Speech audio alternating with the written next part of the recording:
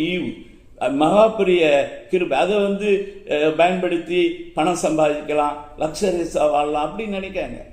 உங்களுக்கு எல்லாவற்றையும், ஜீவனுக்கு தேவையான எல்லாவற்றையும் தேவனுடைய சுவிசேஷம் உங்களுக்கு கொடுக்கும். ஆனால் சுவிசேஷமே நீ பணக்காரனாக வாழ்வதற்கு, லக்ஸரியஸாக வாழ்வதற்கு, இச்சைகளை அனுபவிக்கிறதுக்கு என்று நீ பிரசங்கிப்பாயான்னு சொன்னால் நீ தவறு பண்ணுகிறாய். நீ உன்னை பின்பற்றுகிற முழு கூட்டத்தையும் பாதாளத்துக்கு அழைத்து செல்கிறாய். தேவன் பரிசுத்தரை போல நாம் பரிசுத்தராய் இருக்க வேண்டியது அவசியம். அது கிருபையின் பிரமாணத்தின் மூலம்தான் அடைய முடியும். நியாய பிரமாணத்தின் மூலம் ஒருவனும் நீதிமான் ஆவதில்லை.